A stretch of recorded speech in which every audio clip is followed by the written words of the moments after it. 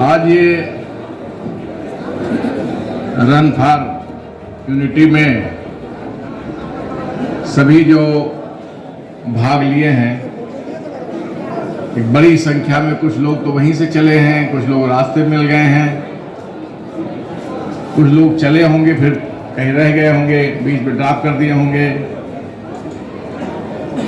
सभी का हृदय से स्वागत है, नमन है, वंदन है।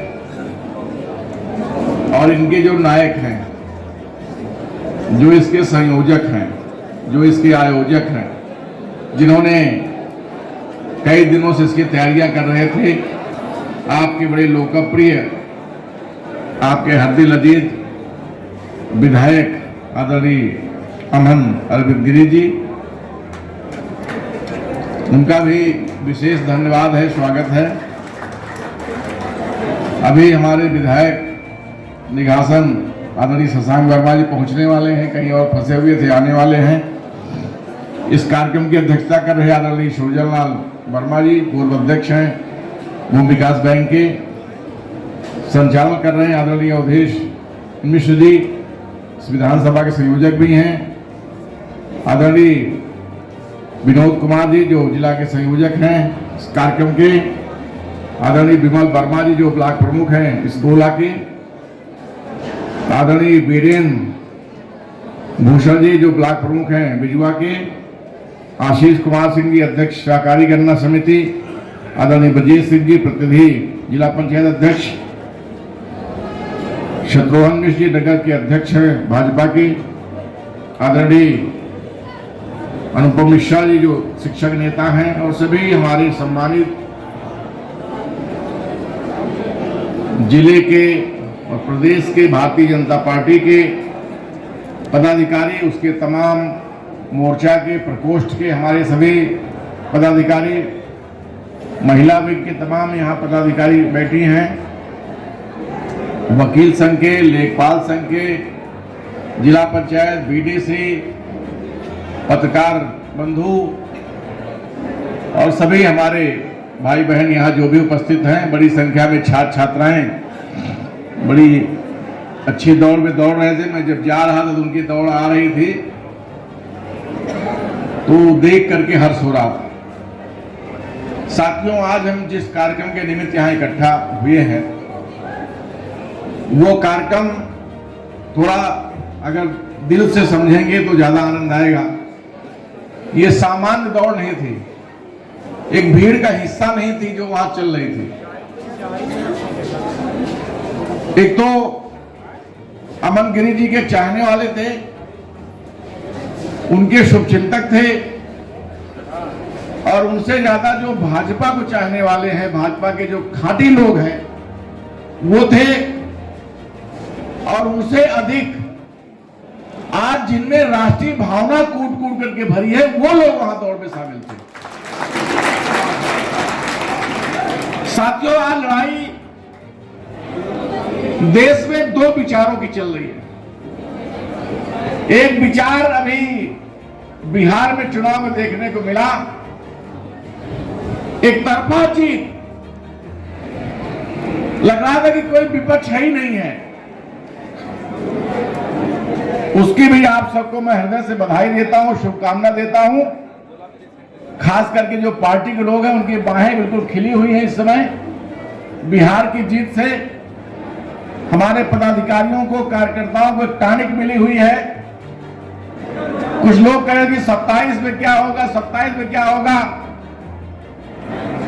तो ये कहा गया कि पहले सेमीफाइनल खेल लिया जाए बिहार में, और सेमीफाइनल से पता चल जाएगा कि 27 में क्या होने वाला है। पता चल गया ना सबको।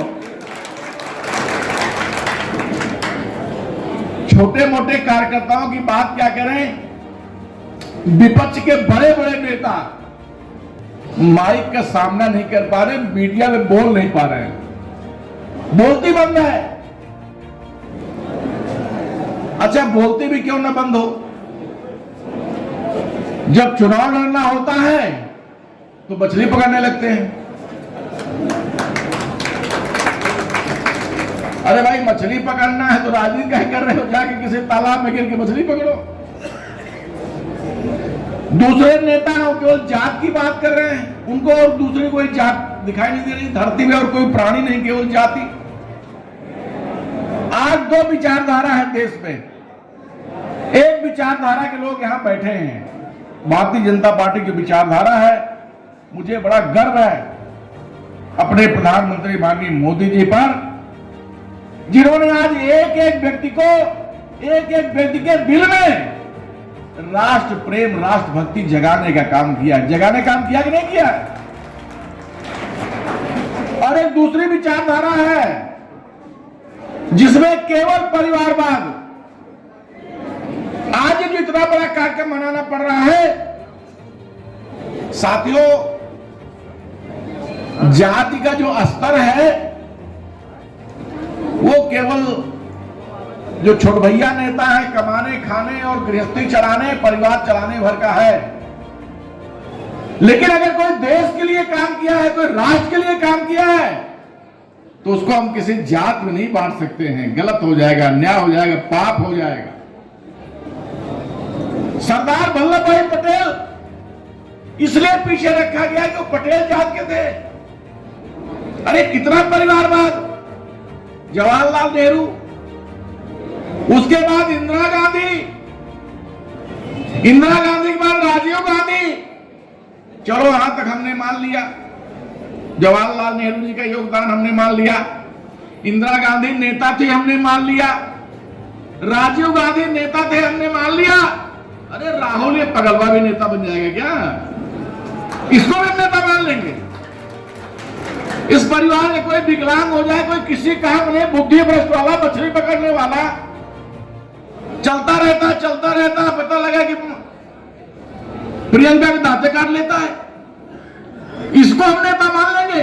इतना बड़ा हमारा देश है, भारत देश, और किसी पगले को नेता मान लेंगे हम? केवल परिवारवाद।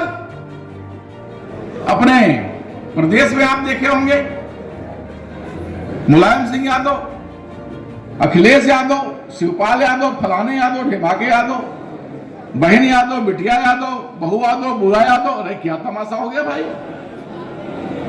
इससे प्रदेश चलेगा, इससे प्रदेश का विकास होगा? आज आपके प्रदेश में बैठा है आपका मुखिया योगी जी। कोई जानता है वो कितने भाई थे वहां उत्तराखंड में? कितनी उनकी बहनें, किसी को पता है? राष्ट्र व्रत है, राष्ट्र को आगे बढ़ाना है। आज चौथी इकोनॉमी हमारी हो गई, पूरी दुनिया में हम चौथे स्थान पे इकोनॉमी में। हमने, आदरणीय मोदी जी ने एकता दिवस, उनके जन्मदिन को एकता दिवस, एकता डे का नाम दिया। मामूली काम किया उन्होंने। हमारा देश जब आजाद, जब अंग्रेज यहां जाने लगे तो उनकी पार्टी थी, फूट डालो, राज करो। उन्होंने कहा भाई ठीक है। उस समय छोटी छोटी स्टेट हुआ करती थी, राजा हुआ करते थे, छोटे छोटे 10, 20, 25 गांव के, 50 गांव के। तो कहा भाई ठीक है, जो चाहे वो भारत में विलय करे, ना चाहे तो ना विलय करे, और यहां तक कहा कि चाहे तो पाकिस्तान में विलय कर दे। अरे भाई, अब गोला में कोई रहने वाला कहे कि हम पाकिस्तान में विलय करेंगे, बर्दाश्त होगा क्या? जब प्रधानमंत्री नहीं बनाया गया सरदार पटेल को, बड़े दबाव में इनको गृह मंत्रालय दिया गया, उप मुख्यमंत्री बनाया गया, तो इन्होंने कहा देखिए हम केवल कागज वाले गृह मंत्री नहीं रहेंगे, जो गृह मंत्री का काम है वो पूरा हम करेंगे।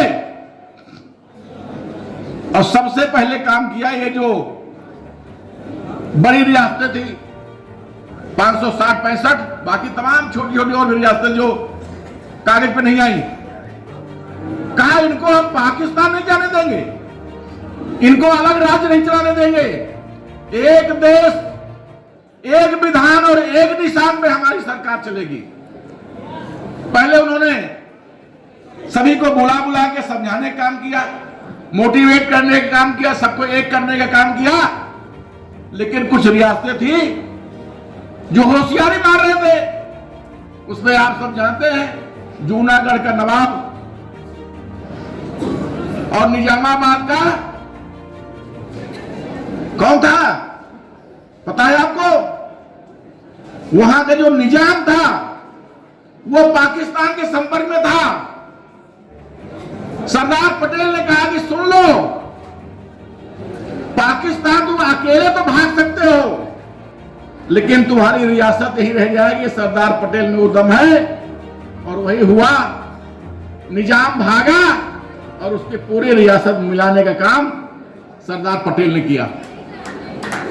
आज अटक से कटक तक, कश्मीर से कन्याकुमारी तक कोई एक होने का काम किया, एक करने का काम किया तो सरदार पटेल जी ने किया।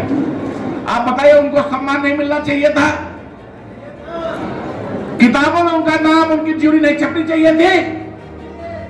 लेकिन नहीं, उनको पर्दे के अंदर रखा गया।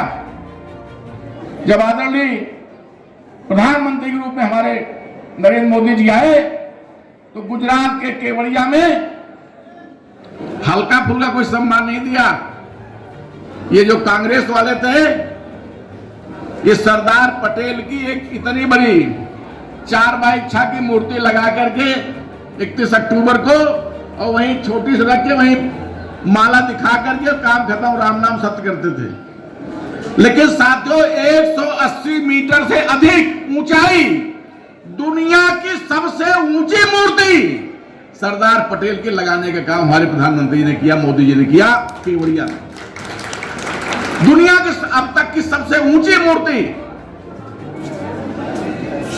मैं तो वहां गया भी हूं, मैंने देखा भी है। आपको कभी अवसर लगे गुजरात जाने का तो जाइएगा, आनंद आएगा आपको देख करके मूर्ति। तो साथियों, हमारे जो देश के लिए काम किए हैं, जो हमारे प्रदेश के लिए काम करे हैं, उनको सम्मान देने का काम हमें करना ही नहीं करना है। आज उनके सम्मान में इतना ही नहीं, कांग्रेसियों को कहा याद आएगा। कुछ लोग तो वंदे मातरम से डरते हैं। वंदे मातरम को 150 साल हो गया, हम लोग उसकी जयंती मना रहे हैं, 150वें उत्साह मना रहे हैं, उमंग मना रहे हैं। कुछ लोग कह रहे हैं हम वंदे मातरम नहीं गाएंगे। अरे साथियों, उन हिजड़ों को मैं बताना चाहता हूं कि वंदे मातरम किसी धर्म का गीत नहीं है, किसी मजहब का गीत नहीं है। वंदे मातरम आजादी का गीत है, क्रांति का गीत है। वंदे मातरम कह के हमारे हजारों सपूत फंदा से झूल गए। जब जिसको फांसी हुई तो फंदा पकड़ने के बाद वंदे मातरम बोला, वंदे मातरम। उस वंदे मातरम से आपको परहेज है? आप भारत में रहोगे, भारत का खाओगे, और आप बताओगे नहीं हम वंदे मातरम नहीं गाएंगे? तो आपसे हाथ जोड़ के प्रार्थना है कि वंदे मातरम नहीं गाओगे तो निकल लो इस देश से, और जहां तुम्हारा रास्ता हो वहां पहुंच जाओ। यहां तुमको रहने का अधिकार नहीं है, अगर वंदे मातरम से आपको परहेज है। आज आजादी के जो हमारे दीवाने थे, स्वतंत्रता संग्राम में जिन्होंने आगे बढ़ चढ़ करके हिस्सा लिया, कोई भी हमारे पूर्वज हैं तो उनको भारतीय जनता पार्टी सम्मान देने का काम कर रही है। अभी अहिल्याबाई होलकर का आया था, आपने देखा रहा होगा। उनकी धूमधाम से मनाई गई, सारे विद्यालयों में पोस्टर लगाए गए, रंगोली बनाई गई, और गांव-गांव में उनका लोग जाने, जिन्होंने हजारों मंदिरों का जीर्णोद्धार किया था। उनको आप आगे नहीं ला रहे थे क्योंकि वो पाल समाज की थी। अंबेडकर को ऐसी ऐसी जगह आपने प्रतिमा लगा दिया जहां के वहां कौवे बैठ रहे हैं। बहुत ज्यादा कहने में मंच से नहीं कहा जा सकता। हमने उनका सम्मान देने का काम किया। इसलिए साथियों, जो व्यक्ति अपना इतिहास भूल जाएगा, अपने महापुरखों को, अपने पूर्वजों को, क्रांतिकारियों को भुला देगा, वो देश नहीं रहेगा बहुत दिन तक। इसलिए आज भारतीय जनता पार्टी ने यह प्रण किया है कि इस तरह के जो हमारे पूर्वज हैं, जो हमारे क्रांतिकारी हैं, देश के लिए काम जो किया है, उनको पूरा सम्मान देंगे। आज आदरणीय अमन जी को हम धन्यवाद देंगे कि आज इन्होंने उनके सम्मान के लिए, सरदार पटेल के सम्मान के लिए हफ्तों से पूरे क्षेत्र में लगे, और अपने साथियों को लेकर के हजारों हजार की संख्या में ममरी से लेकर के यहां तक पैदल मार्च निकालने का काम किया। और आप सबको मैं हृदय से प्रणाम करता हूं कि हजारों की संख्या में उनके साथ चले। आज मैं समझता हूं कि जहां भी हमारे सरदार पटेल होंगे, हमने जो उनको श्रद्धांजलि दी है, हमने जो उनको नमन किया है, हमने जो सम्मान किया है, निश्चित तौर पर इस देश की तरक्की के लिए वो सोच रहे होंगे। इसलिए साथियों, मैं बहुत लंबा नहीं बोलना चाहता, आदरणीय विधायक जी आए हैं, उनका स्वागत है, धन्यवाद है कि आप अगर अपने पूर्वजों को भूलने का काम करेंगे तो ये देश बहुत लंबे समय तक नहीं चल रहा। इसलिए हमें हमारे जो पूर्वज हैं, हमारे लिए जो काम किए हैं देश के लिए, उनके साथ हमको मजबूती से खड़ा होना पड़ेगा, उनका नाम लेना पड़ेगा। जाति का नाम लेकर के काम नहीं चलने वाला है, परिवार का नाम लेकर काम नहीं चलने वाला है। आज देश में दो विचार रह गया, मैं बता रहा हूं आपको। एक परिवारवाद का पोषक है, उसको केवल परिवार दिखाई दे रहा, मौसी बुआ फूफा इसी में अटके हुए हैं। और वहीं आदरणीय मोदी जी और आदरणीय योगी जी हैं जो देश के लिए काम कर रहे हैं, देश के लिए सोच रहे हैं। जब से सत्ता संभाली है 2014 से 17 में, जब से सत्ता संभाली है योगी जी ने, आपने देखा होगा कि लोग बुलडोजर को भी प्रणाम करते हैं। वरना जो यहां तांडव होता था प्रदेश में,